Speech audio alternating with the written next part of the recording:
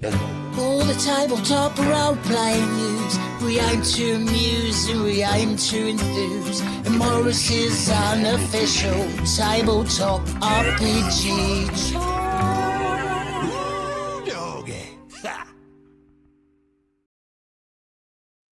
Hello, and welcome to Morris's unofficial tabletop RPG talk. I am Russ, aka Morris, or Morris, aka Russ, and with me this week is BJ Coffey from the Southampton Guild of Roleplayers, also from Homebrew and Hacking, TTRPG Design. Russ, as ever, I am delighted to be here, and yet at the same time, into each sunny day, a little rain must fall, for we are bereft. Lacking, we do not have our third member, our cohort and co-conspirator, Jessica Hancock. So it's a sad day today. Who's Jessica? Where might I have heard of Jessica Hancock? Short girl, angry. Doesn't ring a bell. I don't know. Fights people on the internet like. Oh wait, that Any nominated Jessica Hancock. Ah, yes. Sorry. I did not give her her full legal name. Any award-nominated streamer, Jessica Hancock. Yes, that's sorry. Yes, yeah. Yeah. There you go. Sorry, Jessica, for dead naming you. I'll try to do it. So Jessica's away at a LARPy convention type thing, I believe, this weekend. I saw her earlier this week and nearly fell over because her hair was now bright pink. Nice. No warning whatsoever. My eyes were assaulted by this bright pink hair. I got over it quite quickly, but no. I could have been told I needed sunglasses beforehand. I myself am trying to up the glamour, but I am limited in what I can do, so I've gone with the tutorial option. You could dye your hair bright pink. I could dye my hair bright pink, but I decided to dye it brown instead. Oh, I think pink would look amazing. I don't really think I've got the coloration to pull off pink. No. Although, if I had the option for a nice green, then that would be very cool. Oh, I don't know. I never find green looks great. I think maybe if someone spends an awful lot of money and gets like movie star quality sort of, Marvel level dye, yeah. But I think a lot of it just doesn't quite work. I don't know. Okay. Why am I saying this? I think I'm not judging other people's appearance. Well, I am clearly. I shouldn't be. All I'm saying is that perhaps you should upgrade your house from glass before you start throwing stones. Exactly. Well, I will be dyeing my hair bright green and pink for next week. I look forward to it. Or maybe not. Anyway, we have got... It could be Pinkbeard the Pirate. I mean, a modern take. A queer-friendly version of pirates, although pirates are very queer. Yeah, I could be. Anyway, shall we get on with some news? Interesting. Yes, I suppose we could. Let's do that, shall we? I mean, we could just ramble about other stuff for like 10-15 minutes first. That could be quite good. Oh, we could. Yeah. But we do have quite a bit of news to get through. No, that's right. Well, I suppose since people are actually watching, we should get on with it. Yeah. So this is the first bit of news. Are we talking about Eberron Forged Artificer again? Goodness. We are going to talk about Eberron Forged. Well, it's their next, big release, so they're going to be talking about it quite a bit, aren't they? So Eberron Forged the Artificer. Still can't say that word. Coming soon. They have Wizards of the Coast has listed the changes to the various species. So there's an article on EM World with it all listed, but basically we already knew from last week that it was Changeling, Kalashtar, Koravar, Shifter, and Warforged. That's quite interesting. I'm familiar with 4 of those, but not with Koravar. Okay, I'm not familiar with Koravar either. However, I can tell you what they've said. Yes, tell me more. So in order, let's go in order, because, we're like that. That's alphabetical, as all things should be. So the Changeling, this is based on the Changeling from Mordenkainen Presents Monsters of the Universe. Yeah. If you're familiar with that particular iteration of the Changeling. And one of the changes it has is that the Shapeshifter ability, they have advantage on charisma checks while shape-shifted. Okay, yeah. Makes sense. Makes sense? Yeah, because, I mean, you can make your appearance what you desire it to be. And, appearance can persuade people of all sorts of things. Like, if you wanted to, say, dye your hair bright pink, you could persuade people that you were exciting and interesting. It'd be a lot Or at least that they should easier if wear you were a some shapeshifter, if you were a changeling. Well, yeah, that's true. Like, yeah, then you just imagine it, and your hair would go pink. That'd be pretty a lot less messy as well, I imagine, and expensive, and time consuming. Yeah, it's like it's really not that much of an effort, really. Not dyeing your hair pink. Yeah. I'll take your word for it. I've never tried it. I haven't lived. Well, next week maybe. Fingers crossed. I might do it. I will not do it. So the next species on the list is the Kalashtar. Kalashtar, yeah. You know what a Kalashtar is? I am a bit shaky. I recall them being immune to psychic damage, or resistant to psychic damage, rather. And that's something to do with how they are connected to the outer realms and aberrations. And like they have weirdness flowing through their veins. Well, they now have the aberration creature type. Well, there we go. Yeah. Also, they have mind link ability, which allows them to enable multiple creatures to communicate with them telepathically, and they don't have to. Apparently, they used to have to be able to see you. Now they don't. Finally, there's a severed from dreams ability where they gain proficiency in one skill of their choice after a long rest. Severed from dreams. Severed from dreams. Oh, okay. Yeah. Okay. So that's a nice little thing. I don't know. You go to sleep, you wake up, and you're like, I know how to make beer now. Good times. Yes, because I dreamt about it. I guess. Yes. I dreamt about brewing, and now I know how to brew. Yeah, isn't that how everyone learns things normally? I don't understand. Of course, yeah. No, what they've got is one of those tapes that you put under your pillows. In the 80s, Yes. They're trying to get you to stop smoking or whatever, or Yes. Did those things ever work? I'm sure they didn't. I don't know. It's not the stupidest thing. For instance, Alan Carr's one way to stop smoking is essentially repeating the same argument over and over again. Oh, his book was excellent. I think I credit that with me stopping smoking 15 years ago. Yeah, we do it. It's the argument through repetition. Yeah. I mean, it just says the same thing over and over again, but in different ways. And he very cleverly portrays it as in not something you're losing, but something you're gaining as well. Yeah, no, that's true. Yeah. So that really, really, really, really helped, I think, for me. But this is a long time ago. Yeah, I mean, I found it quite an interesting book and an interesting example of that sort of argument and so forth. I never smoked myself, but I knew someone who was desperately addicted, couldn't go from shop to shop without needing a fag in between. Do you know what I mean? Right, yeah. I know people who are like that still. Like, you try to have a drink with them, and like every other sentence, oh, you're gone. You're outside. Okay. Right. Yeah. See you in 5 minutes.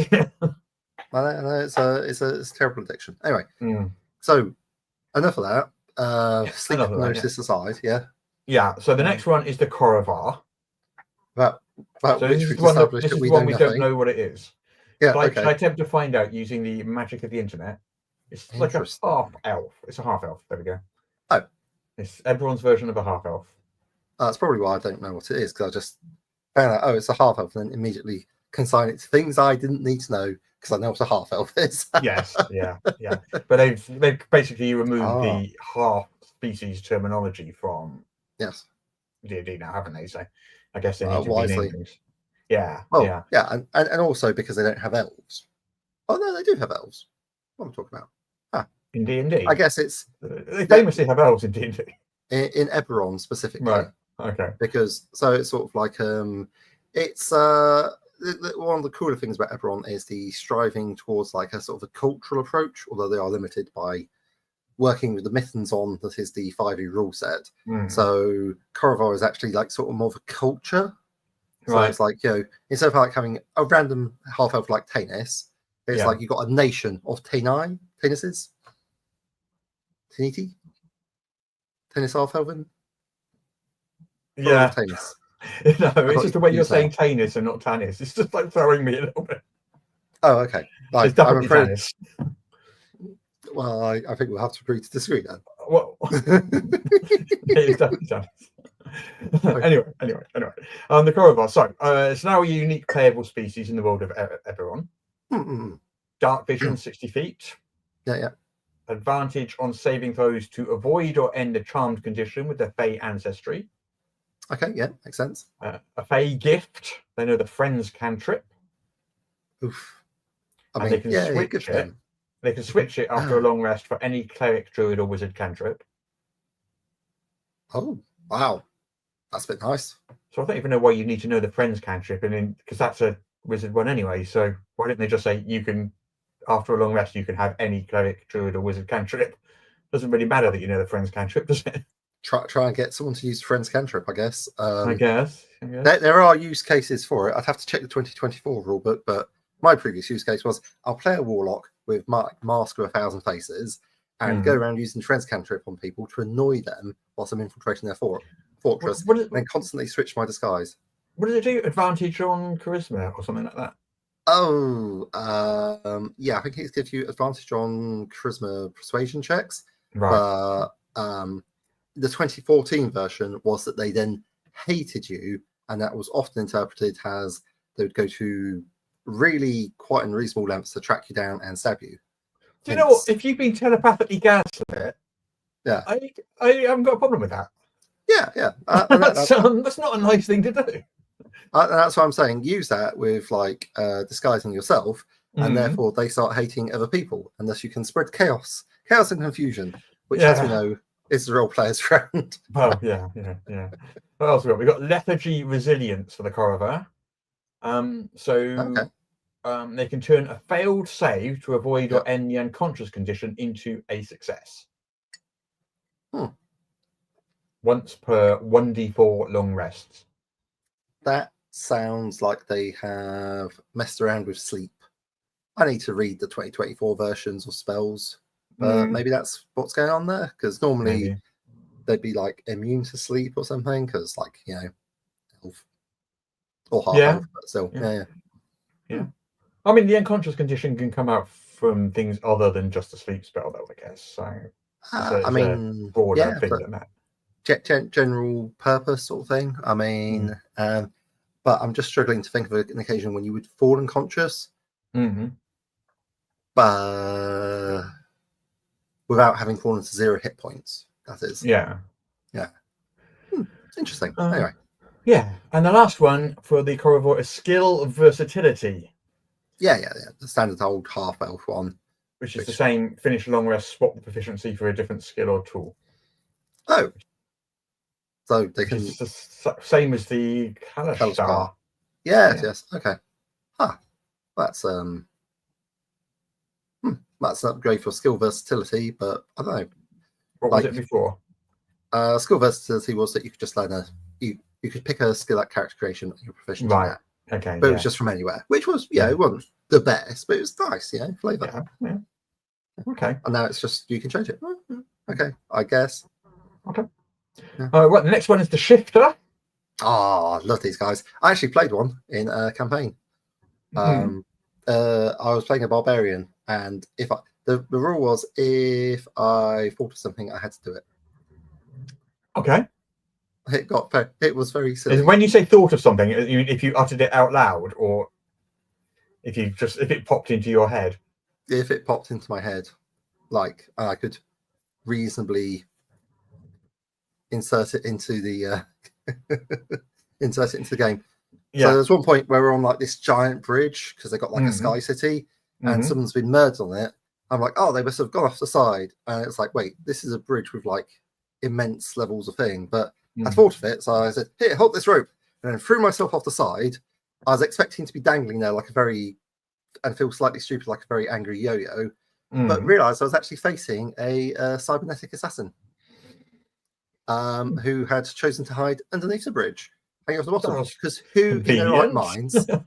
Apparently, I did ask the GM afterwards. I was like, no, that's where they were hiding because that's where they needed to hide. I didn't think anyone would look. I'm like, okay. Well, to be fair, you didn't look. You just jumped off the side. But... Yeah. It was complete accident, but like I say, it's like, if I wanted something, I had to do it. So, okay, impulsive. That could be a really, really annoying character. Well, potentially, but yeah, I can see how that can potentially be very annoying.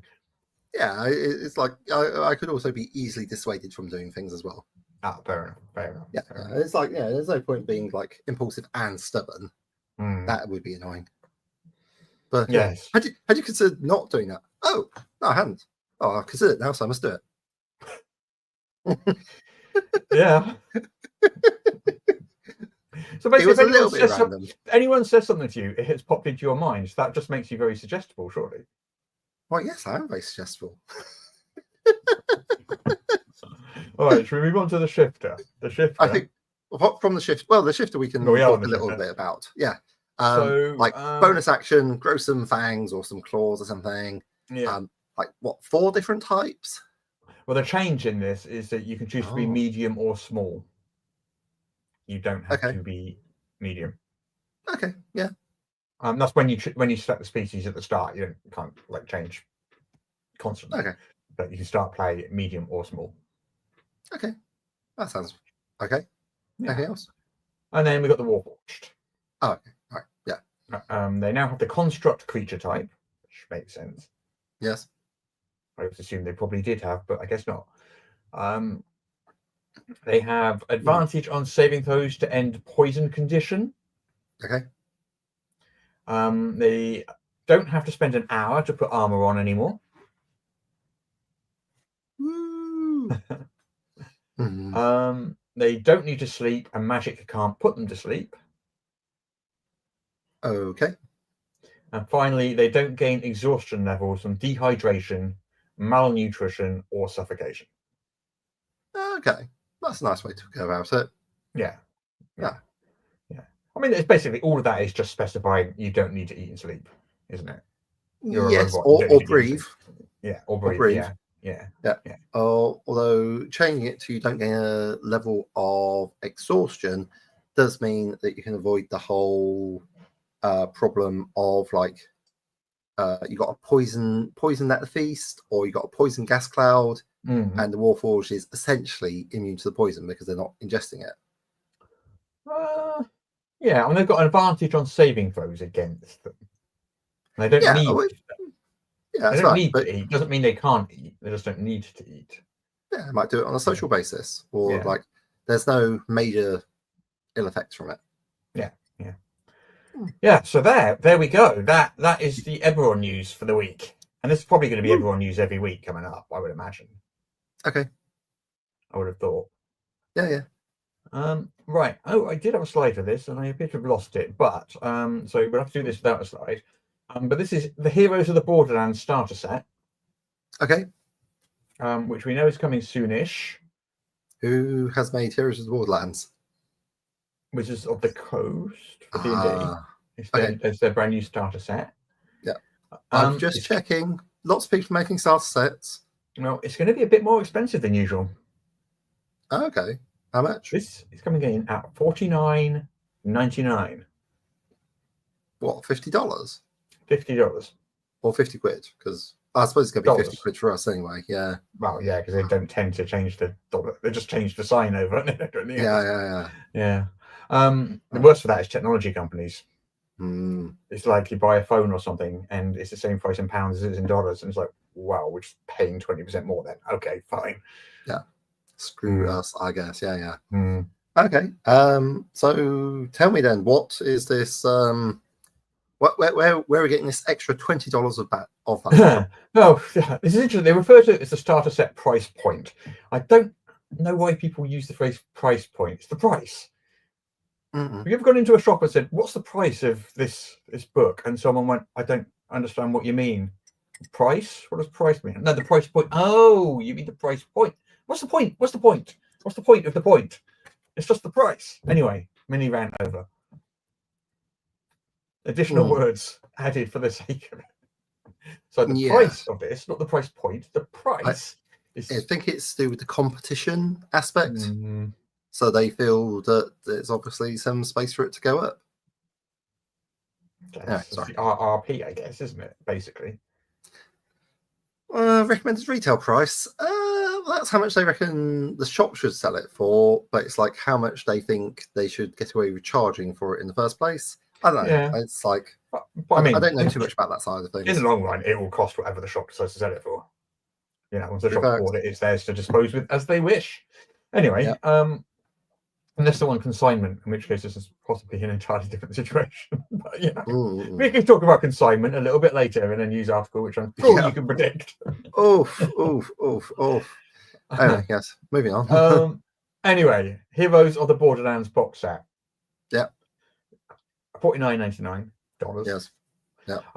It's going to have a lot more stuff in it than previous starter sets. So they put out a big old trailer, which you can watch. There's a link to it on EN World. But it's got cards, tokens, handouts, 3 adventure booklets, 8 character class boards featuring, you get your board and you put components, because they've got this kind of like slightly build your character with cards thing. So if you remember, we talked about that. So you put down a character class board like a fighter, and then you put down like a species card on it and a thingy card and a background card or something, and you put the different cards down onto that. Yeah. And you got a quick start guide, a reference booklet, 5 immersive handouts, including a tavern menu and a shop catalogue. Oh, okay. Yeah. 9 double-sided poster maps. Yeah, that's a decent amount. Yeah. A combat tracker. Combat like tracker. A trapper keeper with like a little bit of elastic to go over the side. Yeah. People who combat in there, then poof, it explodes. Yeah. So we've got 210 game cards. These are spells, magic items, and equipment. Right. Okay, yeah. 273 tokens. Okay, that's a good amount. And also, part of the reason for the pricing, and that is a lot of stuff. That really is like one of the biggest starter sets I've lots seen. of bits and pieces. It's positioning it feels like quite board gamey. Almost. Or to help people make that transition from board games to TTRPGs. Yeah. Well, but the other thing is it's produced in China. Oof. So it could be impacted by tariffs as well. Assuming that tariffs are sort of thing. They're at 30 on China at the moment. Yeah, 30% there. Yeah. I don't know. Yeah. Who knows what will happen tomorrow, let alone in a few weeks. Yeah. It's all just let's roll the dice and see what happens. Yeah. Goodness. So Rai versus the World asks in the chat, how does Wizards, because obviously we are streaming live as we do every Friday, 2 p.m.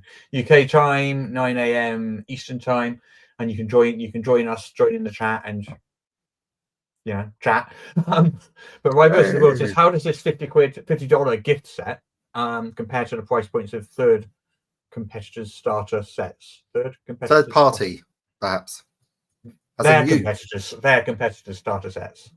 Yeah. So it's high. Generally, you're talking 24 or 30.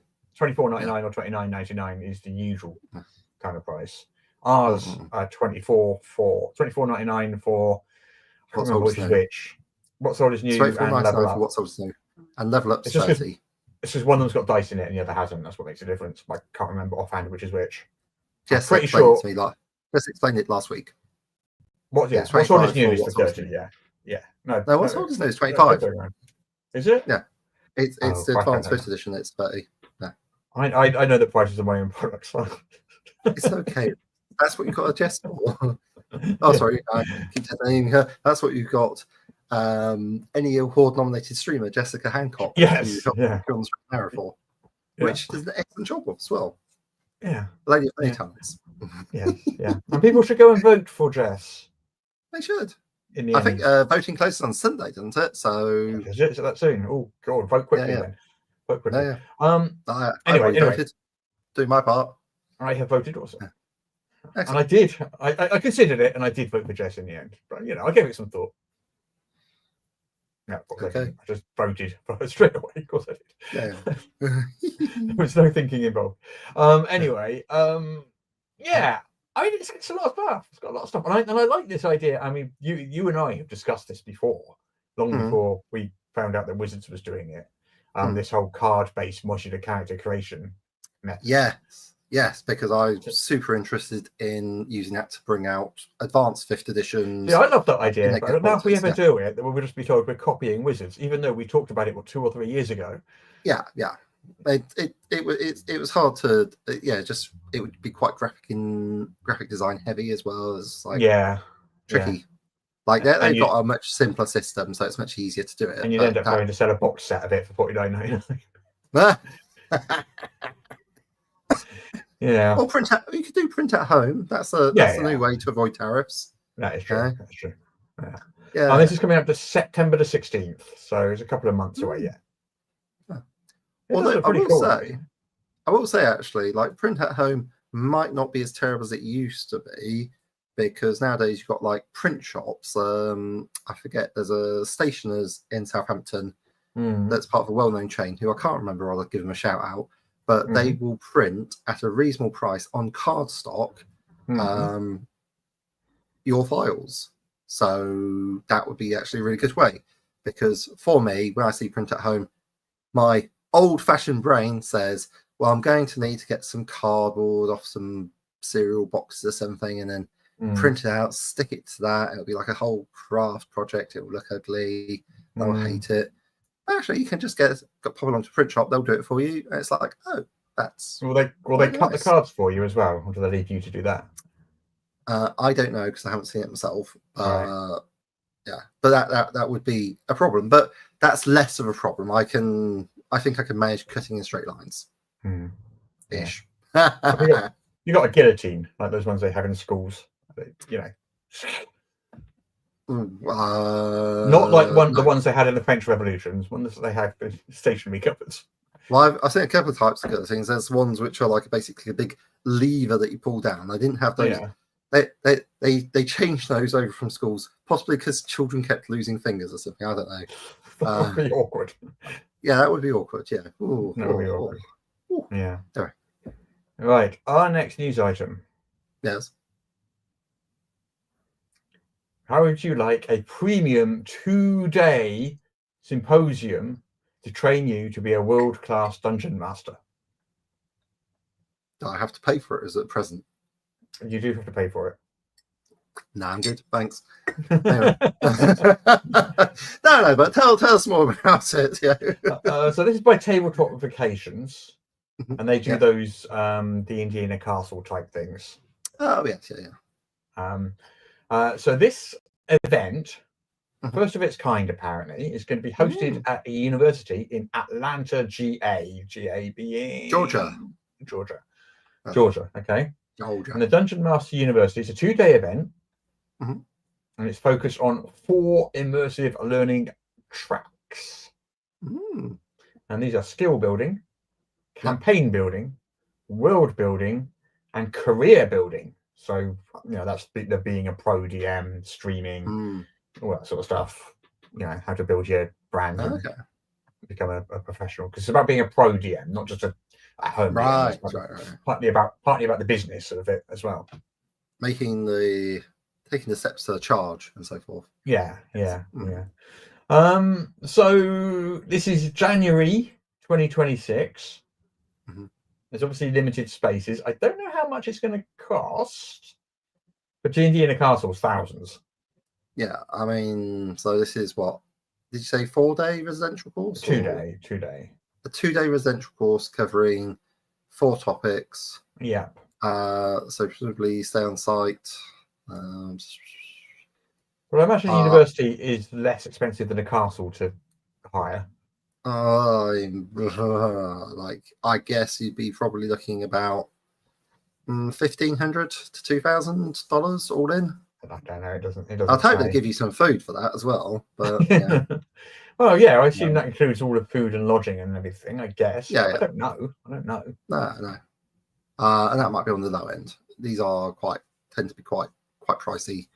Yeah. But I'm sure you'll have excellent teaching.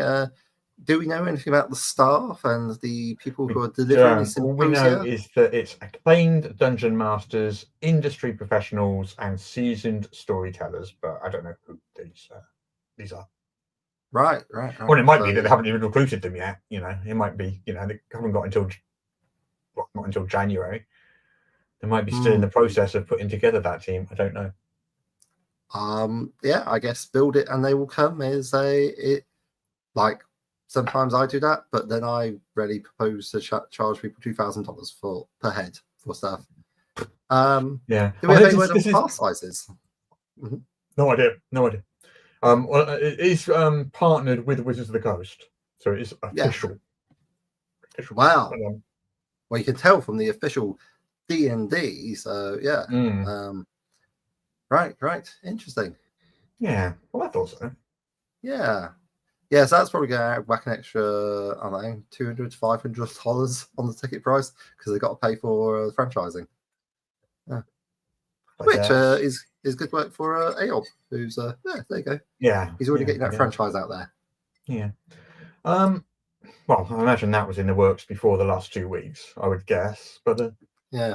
Can you imagine how awesome that would be to be a game company where you can literally get people to pay you so that they can run courses to teach other people on how to run your games? Like, that's a hell of a market advantage. That's a hell of a market advantage. That is. Can you imagine? That is. But like, because I know EN Publishing has said, yeah, we'll pay some streamers to run games, and but no. In this sort of position, they can say no. It's the other way around. Yeah. Yeah. And it's not even that. It's like, no, you pay us for the right to use our name to recruit people to further our advertising. Yeah. Wild. But yeah, good job. I suppose all that money has paid off then. Yeah. I guess so. Yeah. Wow. Anyway. Yeah. You know, probably, it's probably got something like a chief growth officer, I reckon. Like Paizo now has.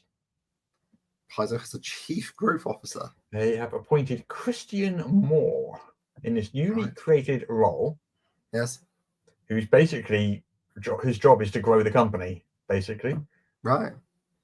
So he's what is this? A data first brand architect. I've got no idea what that even means. That's words. Those I can confirm those are all words. I understand what each of them means individually, but I don't know what a data first brand architect is. Well, I guess people talk about building brands, so I'm not 100% sure, but I imagine from the description, it would be someone who has a vision of a brand and works to try and create it, but they're data first, so they only do that based on whatever they can get metrics for. I guess.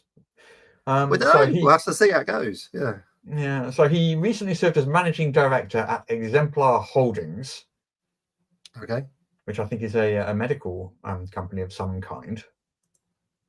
But before that, he began his career in gaming. So he founded Last Unicorn Games and sold it to Wizards of the Coast. Yeah. Later, he became Wizards of the Coast's first D20 Games creative director, and he also was VP of product development at Decipher. So he's got a solid gaming background prior to his managing director at Exemplar Holdings position. So he was in gaming, he left gaming, now he's come back to join Paizo. Yeah. The Exemplar Holdings, you said? Yeah, you're Googling it. I've had a look. Venture capital and private equity is one that I've seen. Yeah, I got a link to LinkedIn, and I haven't got a LinkedIn account, so I couldn't look at it. Yeah. Well, there's a Hong Kong base. Because I was trying to find a picture of him for the slide, but I couldn't. Yeah. And there was one on LinkedIn, but I couldn't get into it, and I wasn't prepared to create an account just to get the picture, so I left it. I think it's wise. Yeah. As social networks go, it's a place. Anyway, so we've established it's to grow Paizo rather than to be a growth or anything like that. So good for him. So he's got Pathfinder and Starfinder. And they've got some other stuff. They've got board games. I think they've got card games rather. Maybe some board games are on the rise. Yeah. He's going to be emphasizing digital marketing, hobby and book trade sales, consumer insights, licensing, e-commerce, and strategic partnerships. So kind of standard stuff, I guess. Just newly created role that is designed to really. Yeah. I think strategic partnerships is quite interesting because I believe that would probably be something to do with stuff making. Yes. For example, it might be Look at that.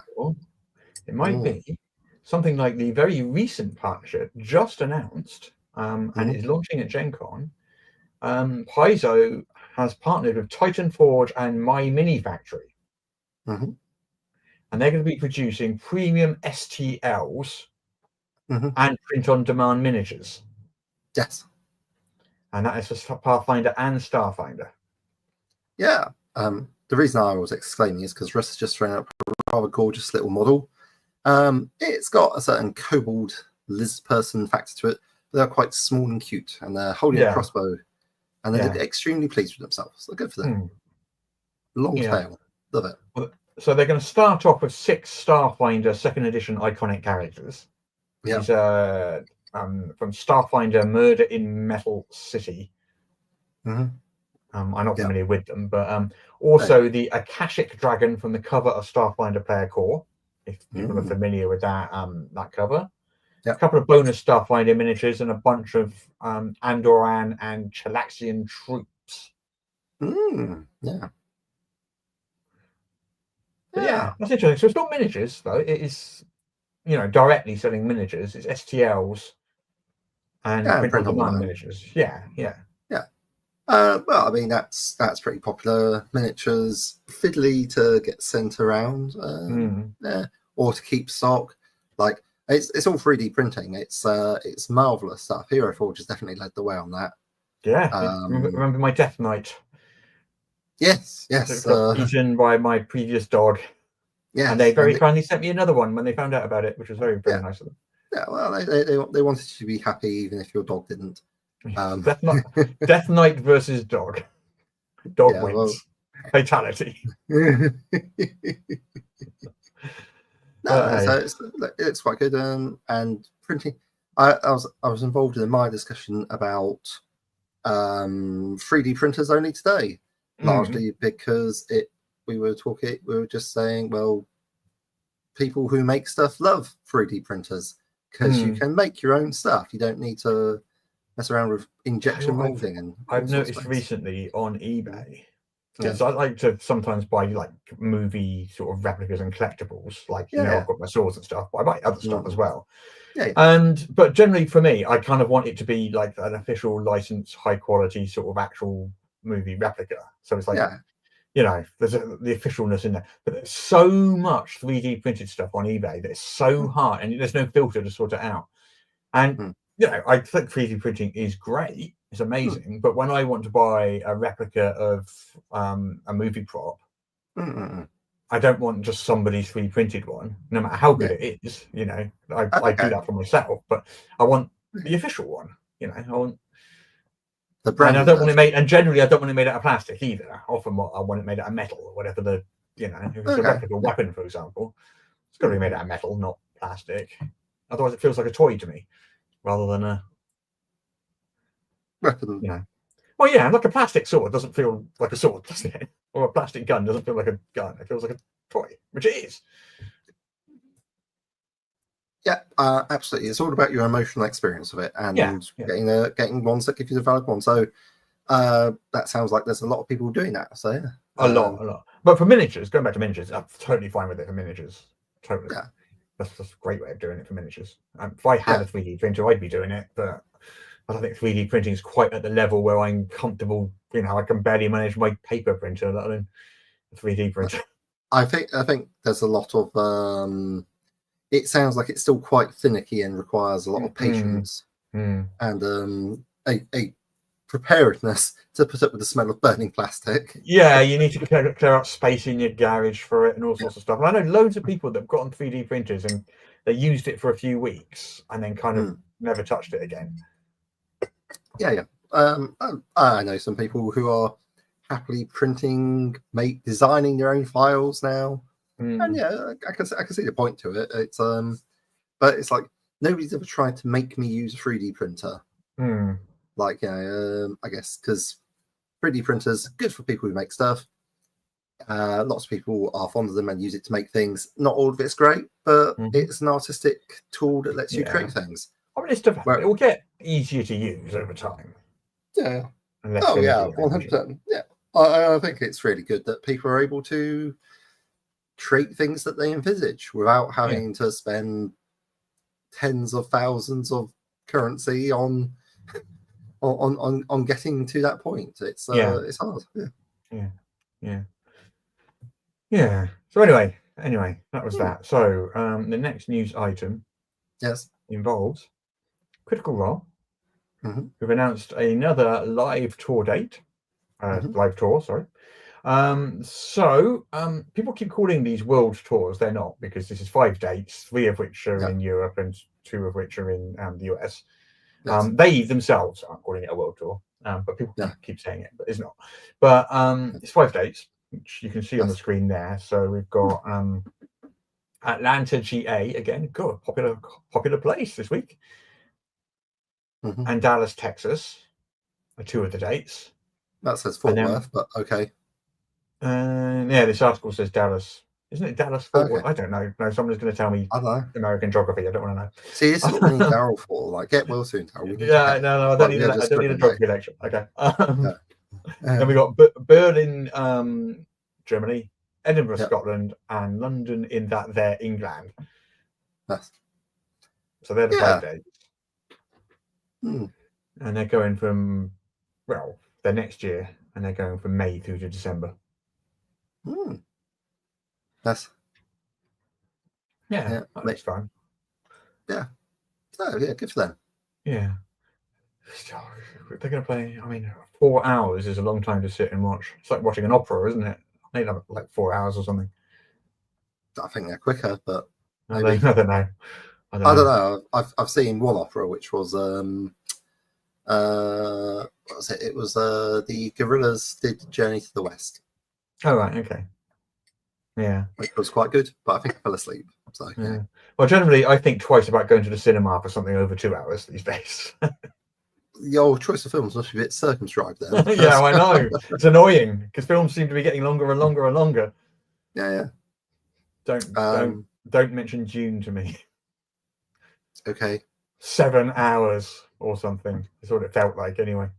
7 hours of watching people look at sand dunes. I felt like, well, I'll never get that time back. Our frequently level criticism at the 1980s Dune was that it was an incoherent mess, but I didn't find it a problem to follow along with. Also, it was edited down from like 10 hours to just under 2. So you're gonna struggle to get much coherence out of that, aren't you? Imagine that. Yeah. Oh, how was Superman, by the way? Since we're on the subject of films, loved it. Wasn't perfect by any means. I have criticisms of it, but I liked it a lot. And the dog was just brilliant. Love the dog. Yeah. I hear there's mild impairment of a dog involved. Well, yeah, I want a CGI dog, to be fair. Not an actual dog. Oh, right, okay. Fair enough.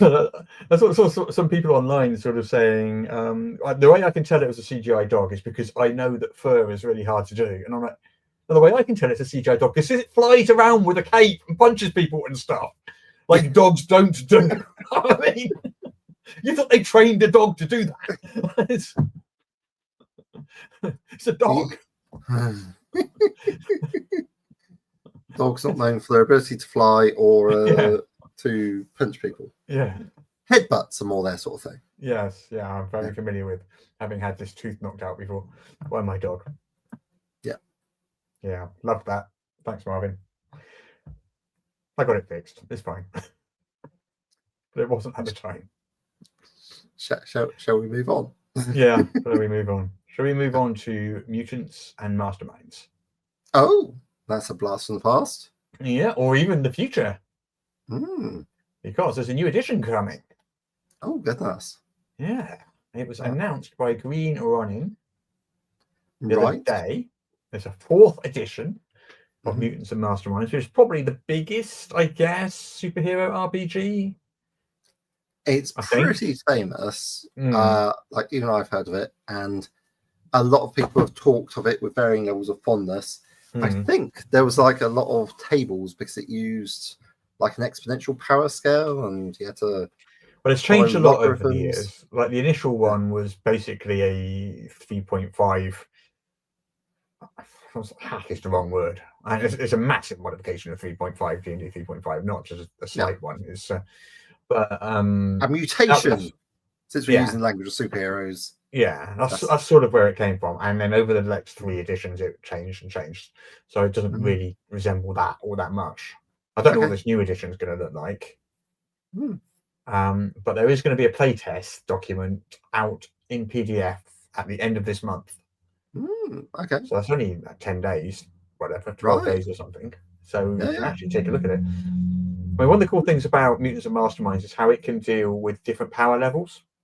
Yes. So you set the power level of your campaign, whether it's like a street level thing or whether it's like an epic kind of, Justice League type thing or whatever. So you can set the power level, and then the game and the framework operates, and your characters and the villains operate within that power level, which I think is useful, because otherwise, it can be pretty difficult. Otherwise, I think, because like Hawkeye, Daredevil, excellent superheroes. Probably not up to the task of taking on Thanos. You wouldn't have thought, no. But then again, they've put Hawkeye, who's a guy with a bow, and Black Widow, who's a basically spy martial artist, against Thanos, and they held their own. So I guess, yeah, I mean, not directly one or, but yeah. Like they're in the same room and avoided being splattered. Yeah, I guess. Yeah. So I'm looking forward to seeing what they do with this. When Steve Kenson, who that character in the red and white there reminds me a lot of Steve Kenson. I'm wondering if that is deliberate. I don't know. It does look a bit like him. Right, fair enough. Yeah, he mentioned it on Blue Sky, and I was like, "Oh, can't be interested? Definitely interested." I think I've only played it once. Many years ago, and I can't remember which edition it was. Yes. I tend to find that superhero games, I quite enjoy them, but I've never been attracted to them for campaign style play. They are for one-off campaigns for me, I think. Yeah, I think that. Yeah, same here really. Like I've played some quite enjoyable one-offs. Generally. Another thing, I don't really enjoy playing like a unknown character. I want to make my own superhero. Like, I wouldn't want to play Iron Man or War Machine. Oh no, you can make your own superhero. Yeah. So. Like that's something that's like sort of put me off about things like the Marvel, the official Marvel one. Yeah. I'm like, I don't really know enough about them to be invested. I just don't. Yeah, whereas like making your own character and like saying, okay, well let's throw together a bunch of disparate abilities and then engineer a story. Yeah, that is very much within my bailiwick for creating characters. Yeah. And of course, the other thing with superhero RPGs is somehow you need to have Batman and Superman on the same team. I mean, the power level is obviously off the scale difference there. Superman really struggles when he's right there with Batman. Yeah. Have you ever seen that meme where Batman spray cans on a wall in Gotham? Superman is Clark Kent. And then the next panel is Superman has laser visioned onto the moon in massive writing. Batman is Bruce Wayne. So yeah, I think he won that one. Oh, a bit of escalation there. Yeah. I'll be checking this out for definite. Definitely, I will be checking this out. I mean, I would definitely give it a whirl. I'm sure it'll be. What do you reckon? Are they saying crowdfunding? Or are they just going to go straight? They're not saying anything at the moment. All we know is playtest document coming soon. That's all we know. Right. Okay. But they did another sort of Mutants and Mastermind powered superhero game, like not recently, but a while back. Is it Valiant or something? Valiant Adventures or something like that. That does sound familiar, actually. Yeah, and I think that was a kind of step towards this between the third edition and this. So I don't think this is going to be the same as what they did in that. But I think that would have been a step towards what they're doing here. I think is the impression I've got. Yeah. Oof. I don't know enough about it to be sure. I mean, look, when the PDF of the playtest comes out, I'll definitely get it and I'll talk about it. I'll have a good look at it and I'll talk about it in a lot more detail then because I'm definitely interested. Absolutely. But that was the end of the month. End of the month. Yeah. Meanwhile, I'm trying to find anything that isn't Tales of the Valiant. Oh, here we go. Valiant Adventures. Yeah. Yeah. So it combines the amazing world of Valiant with world's best with Mutants and Masterminds. Yeah. So I guess that was like a 3.5 edition, I guess, in between third and this fourth edition, in a way. Yeah. So I guess Valiant was some sort of setting, it looks like. Yeah, it's a comic book line. It's not DC or Marvel, but it's a comic book publisher. Right, with you. Yeah. So this would be the same sort of idea. All right, cool. Yeah. Sort of thing I think I might like to run, but I've got like several things now because I really want to run Moria. Absolutely. The One Ring and my copy of Moria. I ordered it last week while we were on the podcast because the Ennies nominations reminded me to. So I ordered it and it arrived the other day and it's gorgeous. I love it. Nice, I got the One Ring version, not the 5e version. Yeah. Just because I kind of feel like if something has a bespoke system, it is probably more tailored towards the setting than. Yeah. Well, I don't know. Anyway, but it's lovely. It sounds like a lot of fun. So yeah. You have that, don't you? Didn't you get it off the Kickstarter? Yeah. Yes. Written by Gareth Hanrahan. Yeah. Did you get the 5e one or the One Ring one? I got the 5e one. Right. Okay. But I also got the map as well because I thought splash out. Well, I've got the map as well, but that was given to me by One Homie Games. Yeah, while we were at UK Games Expo, which I was very good for, and I love that map so much. It's also my desktop background at the moment, Moria. The map, nice. It's gorgeous. Yeah. I'm having to think about what I should run. So I've got a lot of stuff. Got City of Archers, but that's quite good. But I'm probably just gonna take a bunch of stuff and cludge it together. And there's just going to be so much gaffer tape, so much. Yeah, but some of the best games come out of that, don't they? Yeah. Gaffer tape, super glue, maybe a bit of spot welding. Yeah, how it works. Yeah. Anyway, talking of Valiant and Tales of the Valiant, I did see the other day. Tales of the Valiant is finally now available in Creative Commons. I know that is actually Black Flag SRD is now, a couple of years after everyone else, but finally it's available. They had it available as the ORC license, and I'm not a lawyer, but I do read documents before I sign up to them, and I read the ORC. I was like, my God, I'm not even sure I want to blog about this because I could construe this, or someone could construe this as me giving up the entirety of my blog because it's used this part. So it's a complicated license as well. It's a big one. It's a lot more difficult to understand the nuances of it than Creative Commons is very, very clearly. Creative Commons is brutally clear, brutally simple, tested in the courts. That's why I like it because I know where I stand. Yeah, it's like, and if someone wants to sue about it, then good luck, because there's a lot of computer companies that are like, no. You can't mess with that. That's not okay. Precedent. Yeah. Whereas all great intentions, I'm sure, but I'm not touching it. But now Creative Commons, I'm like, okay, Tales of the Valiant, let's go. Yeah. I've added that SRD to A5ESRD.com, which is where not only have we got our A5E SRD, I put all SRDs I can find on there as well, along with their associated licenses and instructions on how to use each of the three main licenses. Because I kind of like the idea that, of course, it's primarily a storage place for the A5E SRD. I kind of like it as being a one-stop point for people who are using SRDs and open licenses, which will give you all of the stuff you need and tell you how to do it. I did not know that, so I am now. Yeah, that's really exciting. Thank you very much. That is very kind of you. I've had a whole bunch of SRDs on there for ages. Like there's the Fate SRD and there's the Pathfinder one. There's loads of them on there. Oh, really? Goodness. There's a whole bunch of SRDs out there. Right.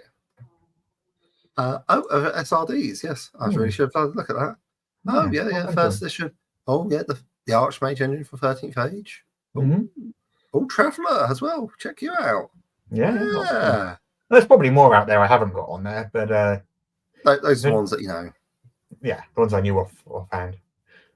Yeah, but a generous move on your part. Thank you very much. Yeah. Right. Next thing is so 7th Age. 7th C. C. Sorry, you just said 13th Gauge, and then 7th C. No, 13th Gauge is like a shotgun. I said 13th Age. Now sorry. No, 7th C. Yes. 7th C.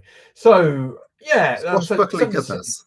Favorite game of our friend Andy Peregrine, who never fails to remind us how much he likes 7th C and the work of John Wick. I've never seen it. I've never seen it on offer. I've never had a chance to play it. I feel I'd really quite like it with drama dice and everything. So yeah. Well, it first came out in was it 1999 or something like that, and that would have been from a while back. AEG, I think, at the time. I can't remember. It was a long time ago. And then John Wick got the rights to it. Yeah. This John Wick Presents line, and he did a big Kickstarter, and it was the first ever $1 million Kickstarter as well. Yeah. At the time, it blew everyone away. It's like, wow, first one ever. So he made a version of 7th C. Okay. Well, another version because he worked on the previous. But the product line ran into trouble, and he ended up having to sell it to Chaosium so that Chaosium could continue to build Kickstarter. Because he did a second Kickstarter which didn't go nearly as well, and apparently just ran into financial problems, had to lay people off, couldn't afford to finish the products. Yeah, that's right. He was trying Monty Cook it and just knock out a huge Kickstarter at the park, and for whatever reason it didn't fly for him. Yeah, basically built a business on that huge Kickstarter and it didn't work. I guess.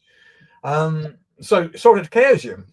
Yes, and Chaosium helped make sure that Kickstarter got fulfilled and everything, and they've basically run it ever since. But now they are farming it out, and it doesn't look like they're selling it. It looks like they're licensing it, but it's not. So that it's not entirely clear. Yeah, but they're getting it developed, so there's still some support for it. Yeah, so they're handing it over to Studio Agate, which is that French company. Yeah, that rings bells. Did they do Batman, or I just make no? That was different. That was another French company, which is a board game company. I can't remember. That's another one I want to. I've got that one over there as well. The official Batman RPG. That's a weird game that just never got any.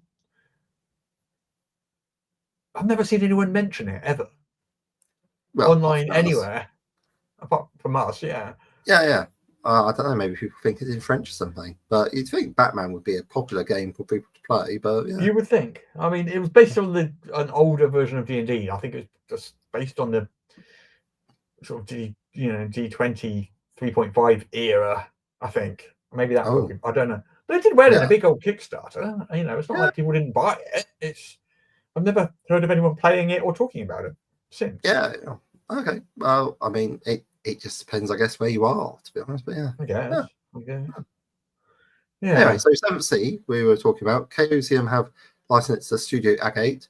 Yes. Who I'm seeing various pretty looking.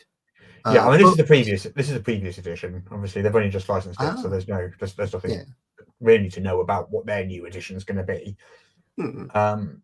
But they are going to launch a Patreon page, which can give you access to developer blogs and information on progress and stuff.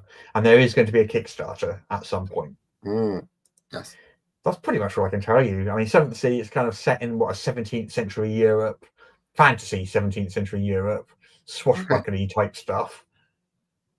That's all I can really tell you, and it involves a D10 dice pool. I've never played it. This is just stuff I know about it by osmosis. Yeah. Likewise, I'd love to give it a go, but I mean, hint, Studio Agate. Yeah.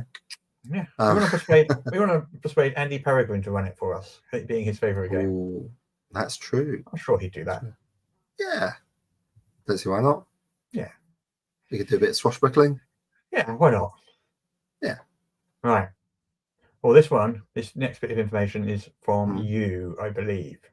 Oh yes, brought me immense pleasure about University of Chicago announcing Hemlock.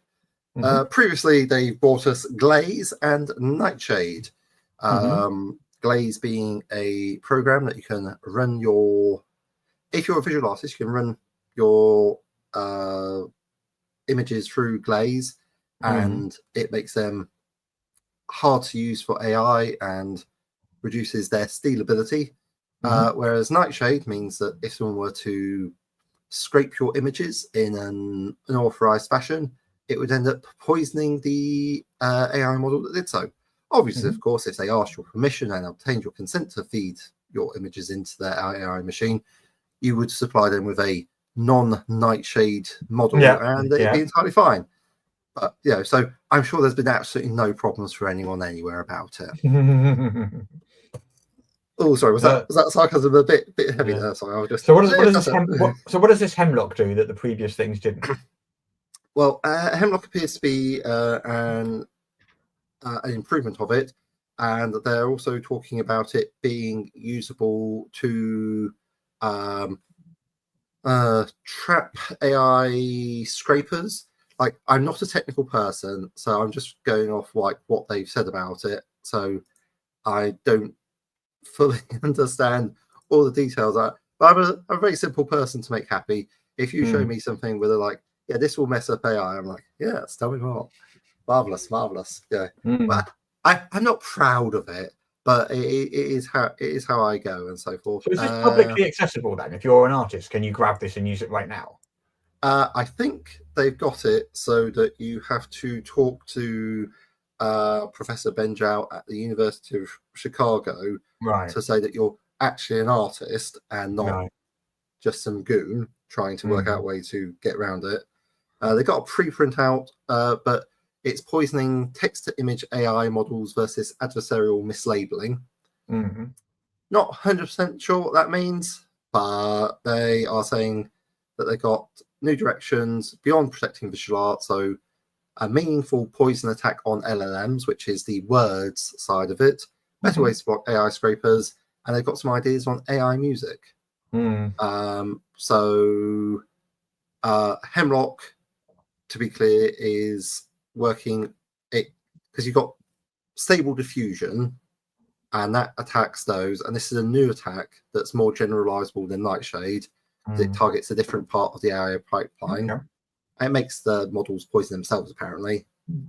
So they're trying to get that stuff out there, and they're also making progress to have something similar for text and AI music. Cool. So great news for our artist fellows and creatives. You've got my wonderfully designed slide for this, which involves an actual photograph of some Hemlock and a big image of AI. My creativity knows no bounds. Well, you know what? At least you didn't get an AI to knock up a image. Unless I am an AI, in which case I did. Well, actually, you would arguably be a very great example of AGI, which doesn't stand for Artificial General Intelligence. It stands for a guy instead. Yeah. We got a guy instead to knock this up. Yeah, so I think general intelligence is a bit of a stretch for describing me, but a guy instead will do. Yeah. There we go. Yeah. So like I say, I thought I'd bring a bit of good news to people, just something to cheer people up. Like, I don't know, I'm not. I'll be quiet about the rest of it. I could bang on about various things that I found out, which have put me in quite a good mood, to be honest. So there we go. Good. All right, next. Here we go. So the objections have started. You know, the court date is July 21st. Comic-Con, actually, not Comic-Con. Yeah, which is 3 days, actually. Was it? It's the 18th today, so the 21st is Monday. Monday. Yeah, Monday. Yeah. Yes, the court case Monday. So various people, lots of companies are filing their objections. There's lots of them, obviously. Pretty much everyone has one. There's no surprise there. So there's 4 different groups, which have kind of, or was it 3 different groups have joined together. Right. And also there's a bunch of sort of individual publishers filing individual objections as well. But there's 3 sort of groups. One group is called the Ad Hoc Committee of Designers, and there's 11 companies involved in that one. Nice. I think Paizo was one of those ones. And we got another one, a second group, which has 13 companies, 12 of which are comic book companies. Right. A third one was filed by Gamma, the Game Manufacturers Association. Yeah. And that includes Roll for Combat. Yeah. Which is a TTRPG company. So everyone's obviously objecting because why wouldn't they? I mean, it does my heart good to see people coming together say no about such things. Yeah. Good for them. Yeah. So the Ad Hoc Committee of Consigners Game has designers. 9 consigners. Oh, is it consigners? Oh, sorry, I do get on. Please continue. Ad Hoc Committee of Consigners has 9 comic book companies and also has Paizo and Green running. Right. I don't know because Roll for Combat obviously going via the Gamma Group one. Yeah. I don't know about Goodman Games because I know that they were one of the consigners. I haven't heard what they're doing, whether they're part of one of these groups or whether they're fighting individually or whether they're not doing it. I don't know. I don't know. But yeah, it'll be interesting to see what happens. So I guess Monday is the big day when the hearing takes place. And I don't know what happens after that. Yeah. Well, it depends what happens. It might be the judge says there's no case to answer, kicks them all out, and that's all she wrote. Then Diamond goes ahead, sells off their stuff, ruins game companies left, right, and centre. Yeah. Or it might be that judge says, I'm going to hear this play out. Let's hear your arguments, and then it's going to go into litigation. Yeah. Like that. Those are the options, as I understand it. Yeah. With various, there might be one. Roll for Combat says, actually, Gamma stepped up as representing me and sent paperwork on Wednesday. Yeah. Good. Good for you, and good on Gamma. Well done. Yeah. Doing what they should be doing. Especially what I just said, but confirmation from the horse's mouth. Still going ahead. I guess we'll find out no more next week. Interesting. Yeah. Really, I mean, I don't know what the chances of people getting their stock back is, but I really hope they do. I really do. Yeah. We're definitely rooting for the little guys. Yes, to be honest. absolutely. And the big ones, even Marvel and DC, the big guys, they're in this as well. I'm hoping their clout will help. Yeah. Like we're not in favour of the bank, is what we're saying. That Correct. Which made the loans. It's Chase Bank, isn't it? Chase. Yes. I want to say Chase Manhattan, but that's probably not. No, true. I think that's something different. I'm not 100% sure. No, I don't know. Some guys. We don't know who they are. I'm not going to accidentally libel a bank on that. No. We don't know who they are, but we don't like them. Yeah. We know they're a bank, and that's enough for us. Yeah. Right. Anyway, we're nearly at the end of the podcast. Oh goodness, time has flown. We're nearly there. We've got one last thing to talk about. Ooh. Yeah. See, little cutie pie there. Yeah. So we've been talking about pets and psychics. Yes. For weeks. We had Paul Hughes on last week, and we showed off the dog and the cat and the beetle, I believe. But as I said in this headline, we've been talking about dogs and cats and tigers and zombies and beetles, but we know what the big ticket item is. People want a dragon wormling. So I thought I'd preview the dragon wormling. Okay. Yeah. And there it is. Of course, it's far too small for you to actually read on that screen there, but it is over on EN World as well, where you can click on it and see it properly. But that's the dragon wormling right there. So you can see that there's a table there, which you probably can't read. I can't read it on the screen there, but basically that's all the different types of dragons and their breath weapons and the special ability each one gets. With you. Yeah. So you've got your river dragons and your gem dragons and your chromatic dragons and your all that stuff. Oh, okay. So it's things like gaining telepathy, climb speed, burrow speed. Oh, you can read that. Oh, yes. I'm impressed. I cannot. I have laser eyes. Telepathy, incorporeal movement for the Shadow Dragon. So they can move through other creatures and objects. Cloud Strider. Oh, no harmful effects from high altitude. All right. Yeah. And Ice Delver. Yeah. Burrow speed of 5 feet, and it can choose to burrow through snow and ice without leaving a trace. Yeah. Yeah. Well, the Kickstarter's doing really well. It's just coming up to £52,000, which I don't know what that is in dollars, but $65,000, I think. Yeah, something like it's nice chunk of change. And it's got 20 days to go. I'm doing my part. I backed it. I'm very excited by this. I'm very excited by this. Very. Yeah. I look forward to it. One of the fun things about the dragons is when they get to level 10, heroic level 10, they basically become an adult dragon of that type. And at that point, they're not really going to do what you tell them to do because they're an adult dragon. So they might, at that point, depending on how well you've treated them, there might be an ally. Yeah. Or there might be an adversary, but there won't be a pet anymore. Interesting. So, previous to that, they're going through growing pains as a silky dragon teenager. Yeah, basically. Yeah. You can't tell me what to do. You're not my real dad. Yeah, they get all I am Groot about it. Interesting. Yes. Yeah. But yeah, that's it. That's it. We're done. We're done for the week, I think. Unless there's anything else you can think of. No, not really. Just been blogging as usual, pushing some stuff out. Yeah. I'm good. Yeah. Well, Jess should be back next week with her shockingly pink hair. Wear sunglasses. I warn you in advance. I'll just turn down the brightness of my mask. It'll be fine. Fair enough. Yeah. Fair enough. All right. I guess that's it then. So until next week, thank you everyone for joining us. Yes. It's been a blast as always. We're going to go and have a weekend now. It's nice and sunny. Although apparently I have to go and buy a new fridge this evening. Ooh. Our fridge died. Apparently, when you have a heat wave, your fridge has to operate at more effort or something, and sometimes they explode. Oh, okay. Well, it didn't explode, but packed up. It died. And so Sharon has been looking at fridges, and Sharon, being Sharon, has not been looking at small, cheap fridges.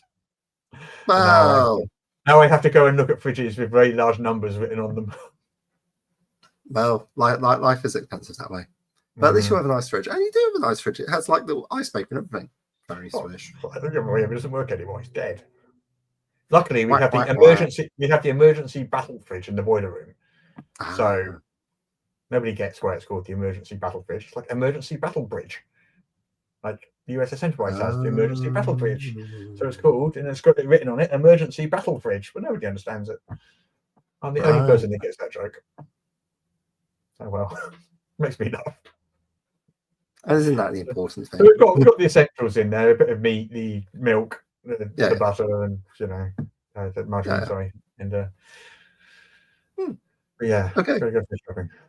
Yes. Well, we should probably wrap up the podcast. Yeah. Fascinating as your domestic situation is. Yeah. All right then. So until next week, thank you everyone. I'll see you next week. All the tabletop role-playing news, we aim to amuse and we aim to enthuse. And Morris's unofficial tabletop RPG.